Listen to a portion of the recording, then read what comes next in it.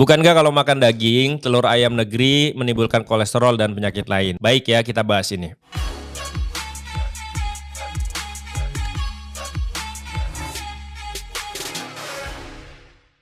Halo teman-teman, berjumpa lagi dengan saya Bang Syaiha. Ini ada komentar yang menarik, katanya gini. Bukankah kalau makan daging, telur ayam negeri menimbulkan kolesterol dan penyakit lainnya gitu. Jadi ini pertanyaan dari Bapak Misbah, katanya. Kan saya bilang kalau di ketofastosis itu kita menghindari nasi, menghindari gula, menghindari tepung, ya kan, menghindari karbohidrat, ya kan, menghindari apapun yang kalau masuk ke dalam darah itu menyebabkan gula darah akan naik. Maka makanan-makanan seperti ini atau minuman-minuman seperti ini kita hindari. Dan yang kita makan kemudian karena kita menghindari yang itu, yang kita makan adalah protein dan lemak dan terutama yang berasal dari hewan. Makanya kemudian saya sering bilang yang kita makan itu adalah misalkan kayak ayam, telur, daging, ya kan, jeroan ayam, kulit ayam, kerupuk kulit, ya, hati ayam dan sebagainya. Nah, kemudian akhirnya muncullah pertanyaan seperti ini, Bang. Bukankah kalau makan daging, telur ayam negeri menimbulkan kolesterol dan penyakit lain? Baik ya, kita bahas ini. Yang pertama adalah teman-teman, ya, satu disclaimer dulu. Disclaimernya adalah saya bukan dokter, teman-teman. Jadi saya bukan dokter. Jadi saya adalah orang biasa saja yang menjalankan ketofastosis. Jadi saya bukan dokter. Jadi dulunya saya itu gendut banget, ya kan? Gendut, kemudian kaki saya memang polio yang sebelah kanan. Nah, kemudian sehingga ketika saya jalannya pun nggak normal karena kaki saya polio yang sebelah kanan, kecil, lebih kecil, jauh lebih kecil daripada kaki yang sebelah kiri.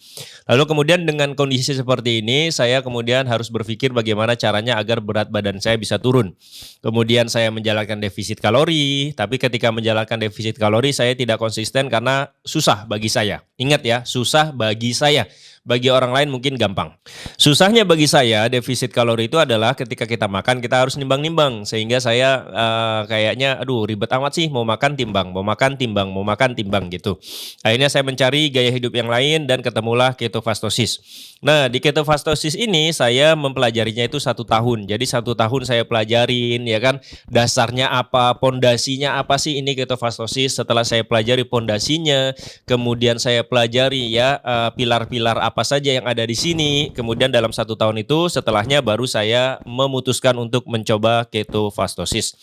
Nah kemudian ya ketika saya mencoba ketofastosis saya pun waktu itu berpikir jalanin seminggu lah. Nah dijalanin seminggu kok bagus. Lanjut minggu kedua, lanjut minggu ketiga, lanjut bulan pertama, bulan kedua dan kemudian sampai sekarang sudah 1 tahun lebih. Nah jadi disitulah kemudian saya berpikir wah cobalah saya bikin konten tentang ketofastosis. Jadi itu yang ingin saya sampaikan. Yang pertama, saya bukan dokter, saya hanya praktisi. Hanya orang yang menjalankan ketofastosis dan saya merasa bahwa di ketofastosis saya mengalami perbaikan tubuh. Ya, berat badan saya berkurang, kemudian nyeri-nyeri di tubuh saya kemudian juga berkurang. Yang dulunya gampang sakit, bentar-bentar masuk angin, ya kan, sekarang sudah berkurang dan sebagainya dan sebagainya. Nah, dari sini saya bikin konten dong, berharap bahwa saya hanya menceritakan apa yang saya lakukan dan alhamdulillahnya ternyata banyak yang menonton dan ternyata ada yang sedikit banyak mengikuti lalu kemudian merasakan juga manfaat yang sangat luar biasa. Nah gitu, itu yang pertama. Jadi saya harus disclaimer, jadi jangan berpikir bahwa wah saya ini dokter, bukan. Saya hanya orang yang menjalankan ketofastosis dan saya bukan foundernya teman-teman. Saya bukan orang yang dalam tanda kutip mendirikan apa itu ketofastosis, bukan. Jadi saya bukan founder. Nah founder dari ketofastosis itu ada namanya Mas Tio. Jadi teman-teman bisa cari Mas Tio founder ketofastosis. Kemudian yang kedua, baru saya akan jawab yang ini. Ya, yang kedua yang akan saya bahas adalah dia bilang kan katanya kalau makan telur atau daging itu bisa menyebabkan kolesterol dan penyakit yang lain. Saya mau bahas bahwa kolesterol dan penyakit yang lain itu memang biasanya muncul ya ketika kita usianya sudah misalkan 35 ke atas. Biasanya orang-orang yang usianya 35 ke atas itu muncul keluhan-keluhan kayak asam urat, kolesterol, darah tinggi ya kan dan sebagainya. Nah, tapi kalau kita mau runut ya sebenarnya kalau kita mau runut kenapa itu bisa muncul? Nah, ini kita harus bahas dulu kenapa ini bisa muncul.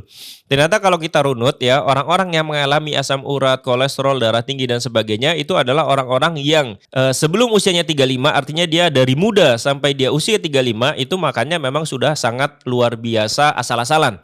Ya kan, makan nasinya banyak sekali, kemudian minum manisnya juga banyak sekali, cemilannya juga tinggi gula sehingga gula darahnya naik. Nah, gula darah yang naik ini kemudian menyebabkan peradangan. Nah, masalah utamanya itu di peradangan itu. Ketika kita mengalami banyak peradangan di dalam tubuh, maka kemudian peradangan-peradangan itu memicu terjadinya asam urat, jantung koroner, memicu terjadinya hal-hal yang lain lah. Jadi kunci pertama, kenapa kita bisa mendapatkan banyak sekali penyakit itu karena pemicu utamanya adalah karena peradangan. Jadi kalau kita nggak mengalami peradangan, jadi kalau tidak terjadi peradangan di dalam tubuh kita atau kita terjadi peradangan tapi tidak membesar, ya, maka semua itu bisa kita bilang tidak akan terjadi. Asam urat tidak akan terjadi ketika di persendian kita itu tidak terjadi peradangan. Jantung koroner tidak akan terjadi ketika ya pembuluh darah atau apapun yang ada di sekitar jantung kita tidak mengalami peradangan, sehingga penyakit jantung tidak akan terjadi. Nah, maka kuncinya adalah di peradangan itu. Artinya saya mau bilang lagi bahwa, Bang, kalau makan daging, makan telur bukannya akan bikin kolesterol naik ya? Nah, saya mau bilang kolesterol itu nggak apa-apa tinggi selama tidak terjadi peradangan. Dan agar tidak terjadi peradangan atau peradangan kita bisa terjadi sangat minim, itu kuncinya adalah kita bisa menjaga gula darah kita agar selalu normal. Ya, kalau kita gula darahnya normal terus, maka peradangan kita walaupun terjadi itu tidak akan membesar, tidak akan menjadi parah, tidak akan menjadi ledakan yang hebat. Nah, kan saya juga selalu bilang bahwa peradangan itu adalah hal yang pasti terjadi dalam tubuh, tapi kalau gula darah tinggi kita tidak ada gula darah tinggi di dalam tubuh, maka peradangan ini seperti api kecil saja, dan kemudian api kecil itu lama-lama bisa mati karena tidak ada bensin yang menyiramnya. Jadi kalau kita ada api, saya analogikan begini ya, sering saya bilang, kita ada api nih di sini kecil. Api di sini itu kecil banget. Lalu kemudian kalau tidak ada bensin disiramkan ke api itu, maka api itu lama-lama pasti akan mati. Karena api ini memang tidak ada bensinnya.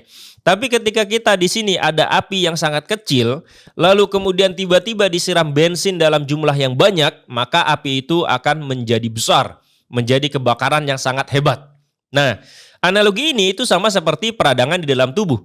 Peradangan itu seperti api kecil tadi. Kemudian gula darah yang tinggi itu seperti bensin yang disiramkan tadi.